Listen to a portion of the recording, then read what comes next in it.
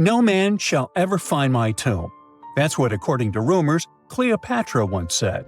Rumor has it really wasn't about the gender. She wanted no living soul to disturb her, and I think she meant that no human would ever discover the location of her grave.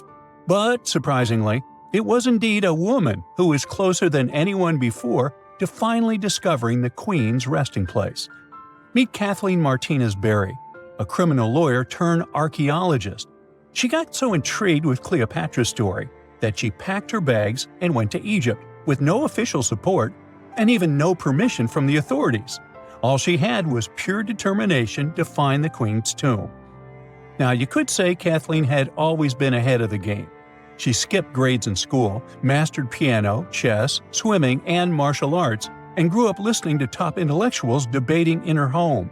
And she even got her law degree at just 19, and archaeology was her side passion. She had never actually been to Egypt, never dug up a single artifact. But her fascination with Cleopatra went all the way back to an argument with her father in 1990. That day, she walked into his library looking for a copy of Antony and Cleopatra by Shakespeare. Her dad, Fausto Martinez, a professor and legal expert, casually called Cleopatra a seductress. Kathleen wasn't having it. She fired back, arguing that history had been totally unfair to Cleopatra. The Romans, she said, wanted to destroy her reputation, and for centuries, people had just believed their version of the story. The debate went on for hours, and in the end, her father admitted maybe he had judged Cleopatra too harshly. That conversation changed everything for Kathleen. From that day on, she read every ancient text she could find, especially Plutarch's account of Cleopatra and Mark Antony. The more she learned, the more convinced she became that Cleopatra wasn't just some queen who fell for the wrong guy. She was a genius, playing a dangerous political game to keep Egypt independent. And the more she read, the more she started thinking, what if everyone had been looking for Cleopatra's tomb in the wrong place? That thought stuck with her.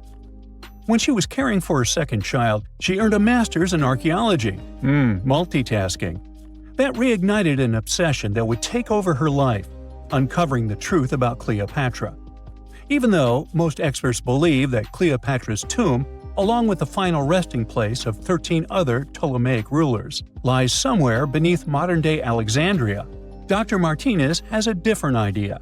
She believes Cleopatra was buried at Taposiris Magna, an ancient temple dedicated to Osiris, the Egyptian deity of the afterlife. But she still needed an ancient foundation plate. These plates, about the size of a smartphone, were placed beneath important temple structures and often contained inscriptions explaining when and why the temple was built. If she could find a plate that confirmed the temple was dedicated to Isis, Cleopatra's patron deity, she'd have solid proof that this was the right place to look. Nothing could deter Martinez. She excavated the entire temple site, digging deeper than anyone before her. Her team found coins with Cleopatra's name and face stamped on them. It meant Cleopatra had a direct connection to this site. Then, they uncovered something even more interesting: a tunnel used to bring water to people, leading straight from the temple into the Mediterranean Sea. So, if parts of the temple had already sunken into the water, could Cleopatra's tomb be down there too? Martinez needed proof to convince Egyptian authorities to let her search underwater. And, against all odds, she found the missing foundation plate. On it, the pharaoh offered a large area of Nubia to deity Isis. That was it, the confirmation she needed. The temple was indeed dedicated to Isis, proving her theory wasn't just speculation. If one temple was on land, Martinez suspected the second temple, possibly Cleopatra's tomb, had collapsed into the sea. She needed help from experts in underwater archaeology, so she reached out to Robert Ballard, the guy who discovered the Titanic. With support from the Egyptian authorities, she and her team began exploring the waters off the coast of Alexandria. And what they found was mind-blowing. Underwater, they discovered massive stone structures, some standing 6 to 10 feet tall, right where the coastline would have been thousands of years ago. They also found basalt blocks, the same material used in the statues from the first temple. That meant one thing: those weren't just random rocks. They were the remains of a lost city, buried beneath the sea for centuries. Now, we can only wait and see whether Martinez and her team will be able to unravel one of the greatest mysteries of the past left by the outstanding woman that was Cleopatra. Here's some backstory. After her father, Ptolemy VII, passed away, Egypt's throne went to both Ptolemy VIII and Cleopatra, or so it seemed. Cleopatra, just 18 at the time, allegedly married her 10-year-old brother. Yeah, ancient royalty had some different customs, though there's no solid proof of that. But sibling love didn't last long. Young Ptolemy decided he wanted all the power for himself and tried to push Cleopatra out. Forced to flee the country, she didn't just sit around feeling sorry for herself. She raised an army, ready to march back and take what was hers. That's how, at 21, she was already in the Sinai Desert, leading an army and planning her return to the throne. Now, by that time, Cleopatra had already been locked in a powerful political, and not only political, alliance with Julius Caesar. In June 47 BC, she gave birth to a son, Ptolemy Caesar, better known as Caesarion, who, many believe, was Caesar's child. But that didn't stop her from playing by Egyptian royal rules. And her husband number 2, her other brother, Ptolemy XIV. Yep, despite her ongoing affair with Caesar, Cleopatra married yet another sibling, because, in her world, keeping the throne in the family was the name of the game. Now, marriage aside, Cleopatra's bond with Caesar stayed strong. She even traveled to Rome with Ptolemy XIV for a state visit. But instead of playing the role of a dutiful queen, she stayed in Caesar's private villa by the Tiber River. But after Julius Caesar lost his life in 44 BCE on the Ides of March, Cleopatra's political standing became shaky. To make matters worse, her brother-husband Ptolemy XIV passed away soon after, and some suspect Cleopatra had a hand in it, leaving her as the sole ruler of Egypt. Meanwhile, back in Rome, Mark Antony was rising to power as Caesar's presumed successor. Wanting to size up the Queen of Egypt, he summoned Cleopatra, and she did not disappoint. Sailing into town on a lavish barge, dressed as a deity, Cleopatra made quite an entrance. Antony was instantly mesmerized, so much so that he left his third wife back in Rome and followed Cleopatra to Alexandria, where their relationship turned into a full-blown royal affair. The two had 3 children together. Together, they waged war against Caesar's adopted son, Octavian, in a battle for control of the Roman Empire. The last time the queen was seen, she was in her mausoleum, dressed in full royal splendor, diadem on her head, lying on what Plutarch called a golden couch. When Antony and Cleopatra lost at Actium, Octavian's forces marched into Alexandria. Cleopatra apparently knew the end was near, so she locked herself inside her mausoleum, surrounded by gold, silver, pearls, and priceless art. Those were the treasures she threatened to burn rather than let the Romans take them. Antony, meanwhile, wasn't going to let the Romans capture him alive. He wounded himself with his own sword, but before he passed away, he was carried to Cleopatra's side. She held him as he took his last breath in her arms. A little over a week later, Cleopatra made her own choice. Rather than face humiliation as Octavia's prisoner, she ended her life. Legend says it was the bite of a deadly asp, though history isn't quite clear on that. At the time, Cleopatra was only 39. Sounds like a rather full life to me. In November 1922, a boy walked through the desert mountains of Egypt and discovered some ancient steps carved into the rock. Subsequently, this find became one of the world's largest and most significant archaeological discoveries. This step was part of Tutankhamun's untouched tomb. Archaeologists found about 5,000 ancient objects, including jewelry, fabrics, painted vases, and funeral masks.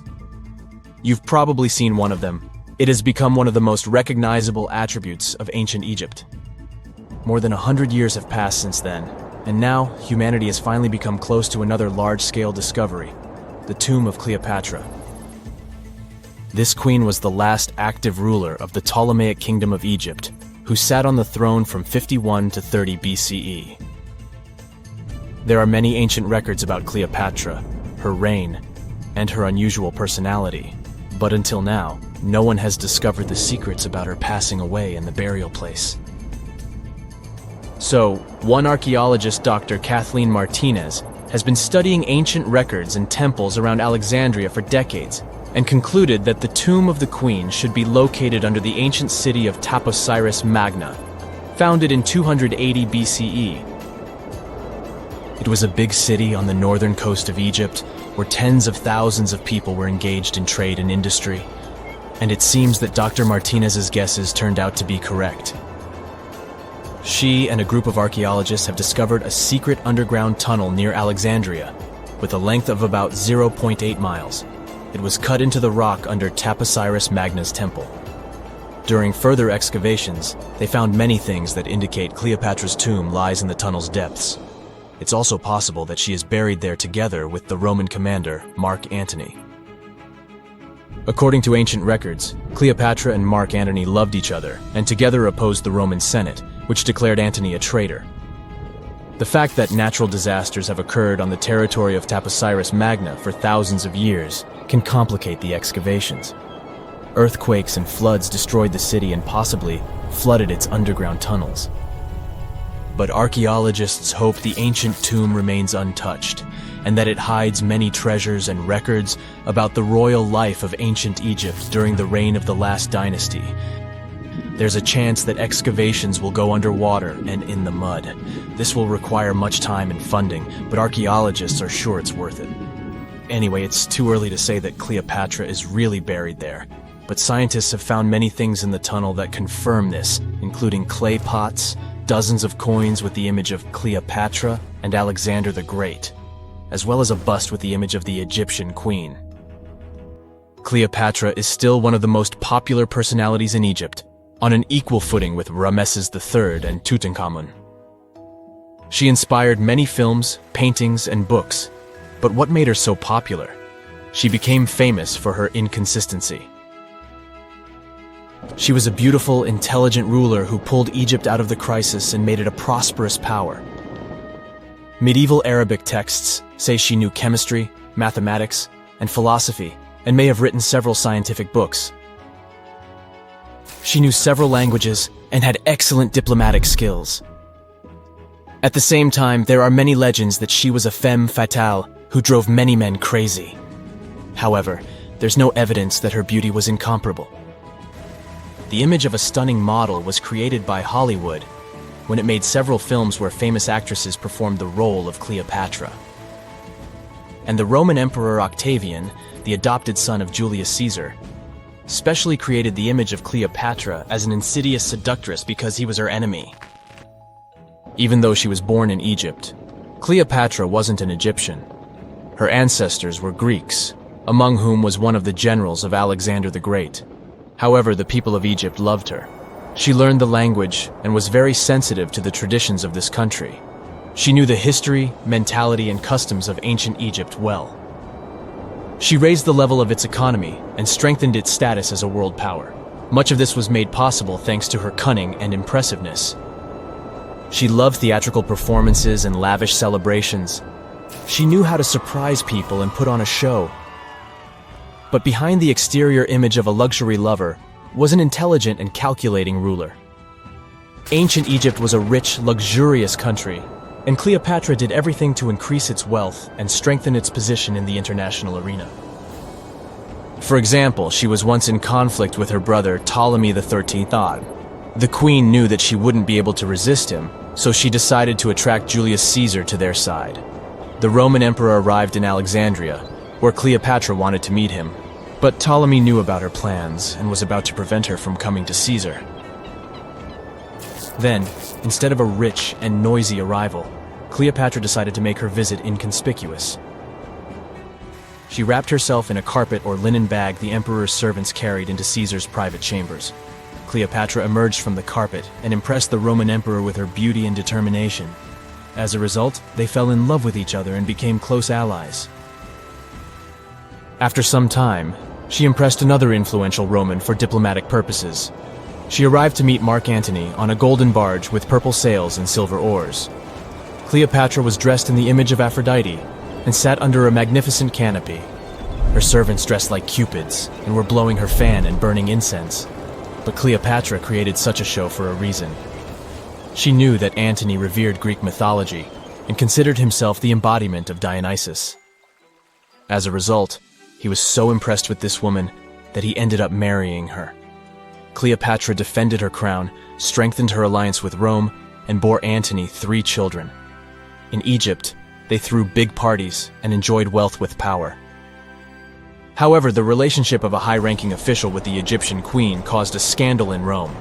Octavian was Antony's primary opponent in the struggle for power, so he exploited the situation to darken the competitor's reputation. He used propaganda to make Cleopatra an insidious seductress in the eyes of Roman citizens. He accused Antony of succumbing to her charms. The Roman Senate supported Octavian and declared Cleopatra an enemy. In 33 BCE, this conflict reached a high point when Antony's navy clashed with Octavian's fleet. The latter won and forced his enemy to flee to Egypt with Cleopatra. According to some records, they took refuge near Alexandria. Pursued by the Romans, they hid in one of Cleopatra's palaces and met their end. Some legends say that Cleopatra was an expert in poisons. She provoked a venomous snake, a viper or an Egyptian cobra, to bite her. Also, according to another legend, she pricked herself with a poisonous needle. There's a theory that Cleopatra always carried an ampule with poison inside her hairbrush. And when she was cornered, she soaked the needle with this poison and pricked herself. None of this can be said for sure. Scientists are still trying to find out the truth. Perhaps when they reach Cleopatra's tomb, the world will get more answers about her tragic fate. She is considered the last ruler of Egypt. After her passing, Octavian plundered her palaces and temples and returned to Rome, where he became the main emperor. He successfully ruled the country and expanded its borders. His reign ended when he turned 75. World history would have looked different if Cleopatra and Mark Antony hadn't lost that naval battle. By the way, did you know that more time has passed between Cleopatra's reign and Neil Armstrong's flight to the moon than between the reign of the Egyptian queen and the construction of the Great Pyramid of Giza? Armstrong took a step on the Earth satellite in 1969, 38 years after the birth of Cleopatra. And the construction of the pyramid took place in 2560 BCE. Imagine how long the history of ancient Egypt is. Cleopatra is closer to us in time than to the pyramids. The ancient city of Taposiris Magna is hidden on the northern coast of Egypt.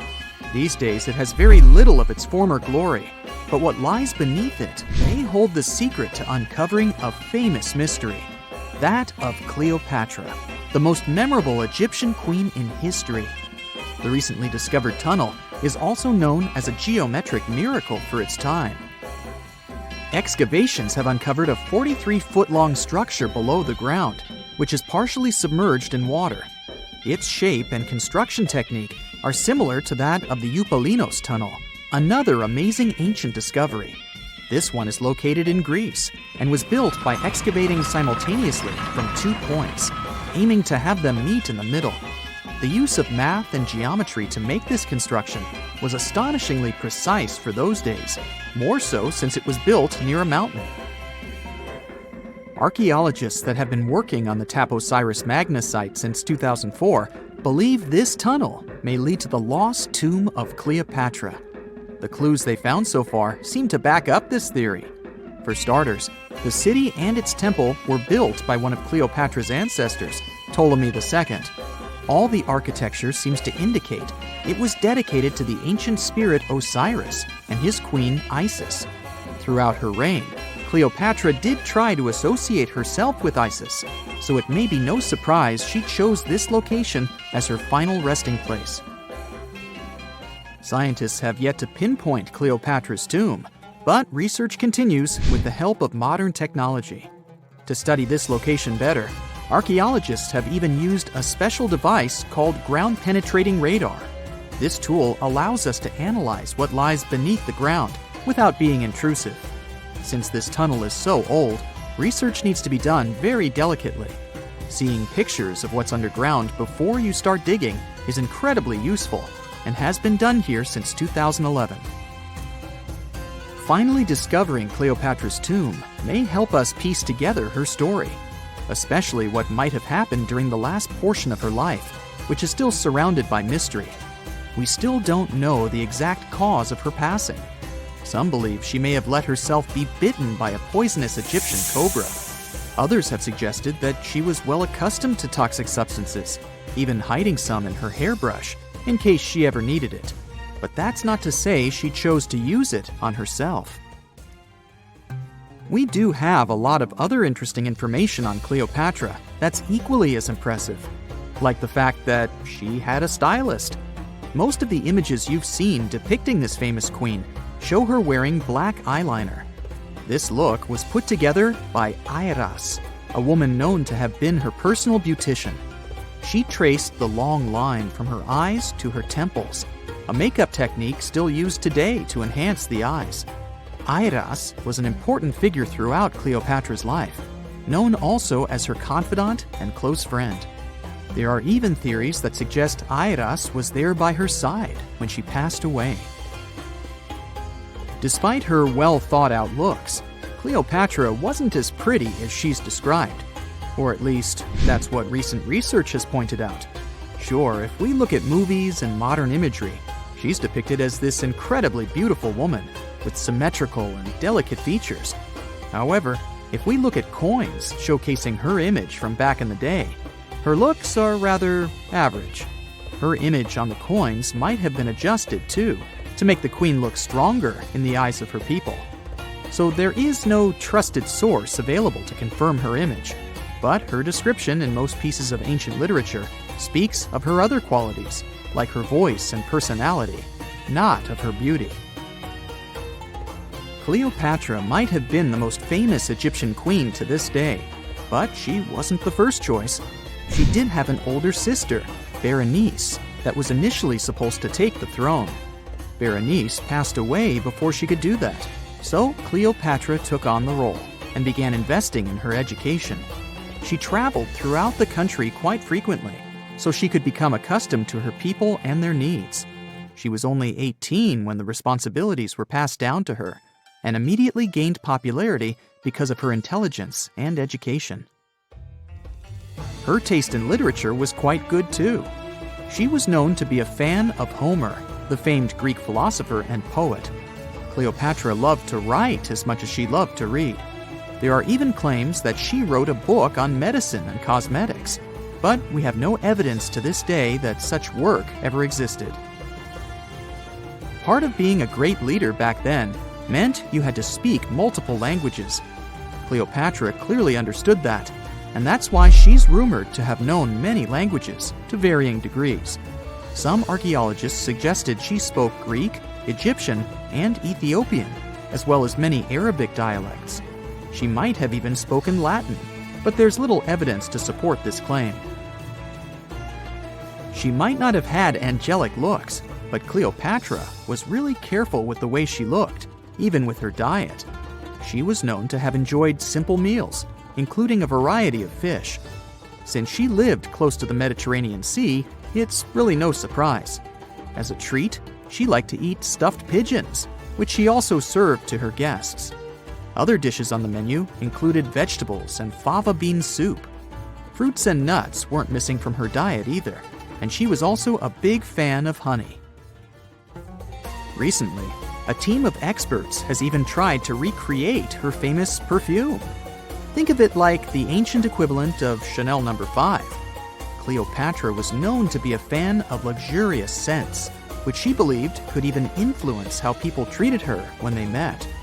The basis of this scent is myrrh, a resin gathered from a local tree. Other ingredients added to the mixture were also found back in the day, like cardamom, olive oil, and cinnamon. The results may not be quite as delicate as the perfumes we know and use today.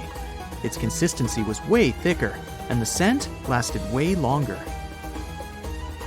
When she was at the height of her power, Cleopatra might have been the richest person in the world. Back in the day, she ruled over a territory that stretched across the Mediterranean, from modern-day Libya in the west through Egypt to Syria in the east. This is the largest territory ever ruled over by a woman. In today's currency, her worth might have been somewhere around $95 billion. The calendars we use today may have been introduced by Cleopatra herself. She presented the idea of leap years and leap days to Caesar, the Roman emperor she was known to have been close with.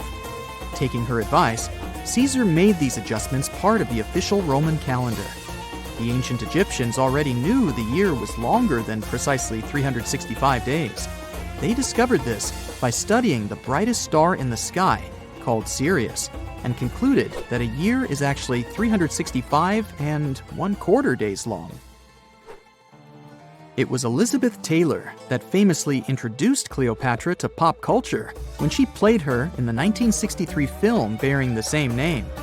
Up until that point, it was the most expensive film ever made.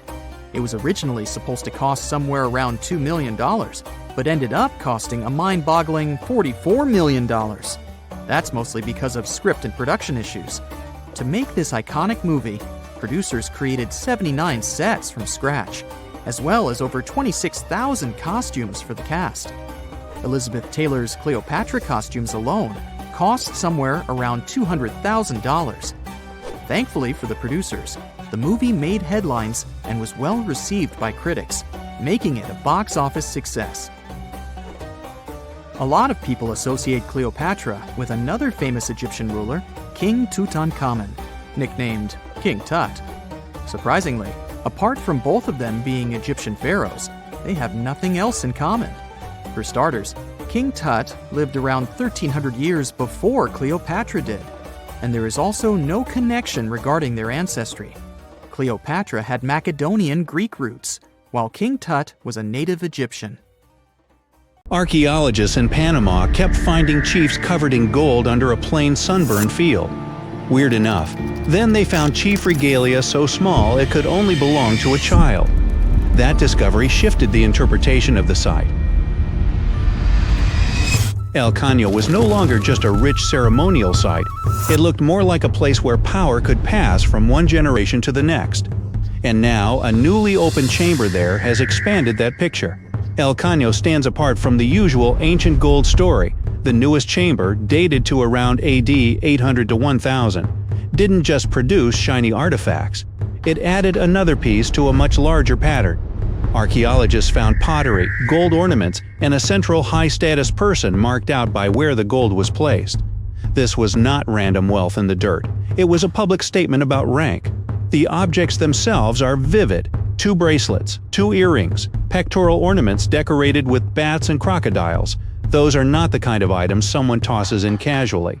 They were chosen to say something. In a world with no billboards, no spotlights, and no giant stone inscriptions, gold did the talking. It told everyone exactly who mattered most in that chamber.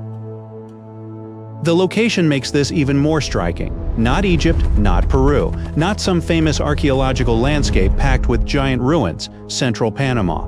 Historically, this region was often treated as the place between the main acts of the ancient Americas, wedged between the Maya to the north and the great Andean cultures to the south. El Cano repeatedly challenges that older view. That old assumption existed for a reason. This part of Panama does not hit you like a stone-built empire. There's no skyline of huge temples, no carved dynastic walls, no dramatic ruins screaming a powerful society was here. In tropical Central America, a lot of everyday life was built in materials that don't age gracefully. Wood, thatch, fibers, skin, feathers. Most of it simply doesn't stick around for 1,000 years. So when gold survives, it becomes one of the loudest voices left. And El Cano did not give up that voice quickly. Julia Mayo's team began geophysical surveys there in 2005. By 2010, they had dug a pit about 16 feet deep and uncovered a chief covered in gold.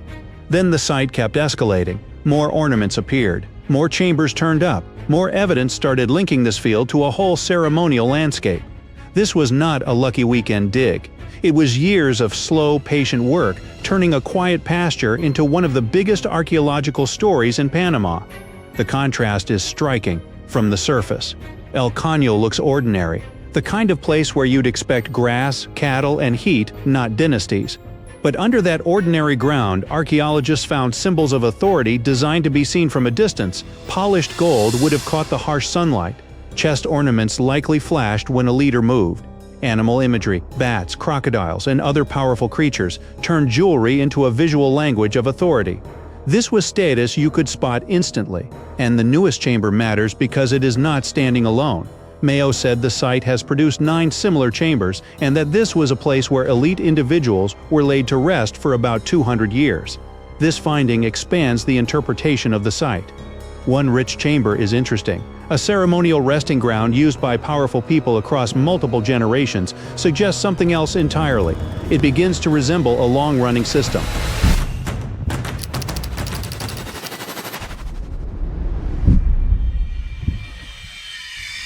You can see that system even more clearly in another major El Cano find from 2024. Archaeologists uncovered the shared chamber of an important Kokle lord buried around 750 to 800 CE. Inside were gold ornaments, ceramic objects, bells, skirts, and a set of flutes. The team dubbed him the Lord of the Flutes, which sounds almost legendary until you remember this is not a myth. It's a real person from a real ceremonial tradition found in the same site.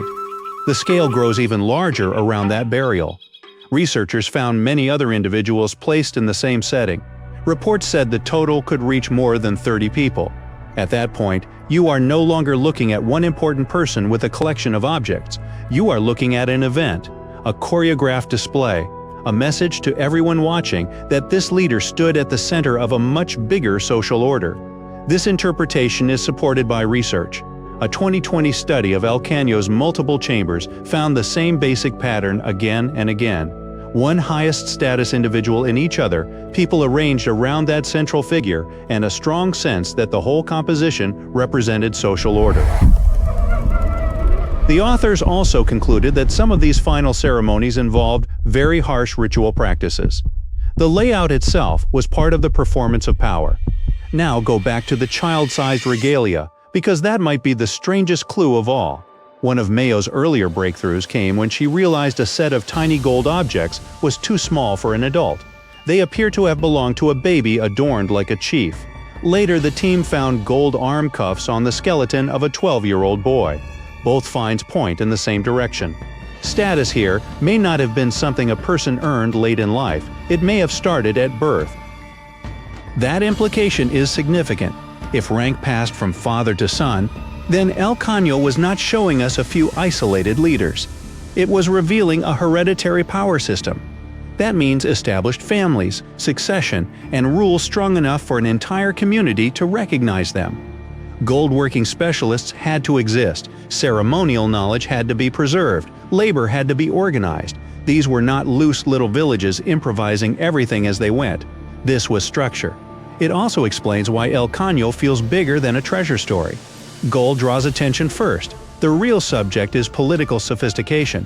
The objects are only useful because of what they reveal: hierarchy, ceremony, inherited authority, and a leadership class that could stage power in a way everyone understood. Gold is what catches your eye first. The social system is what keeps the site interesting once the shine wears off.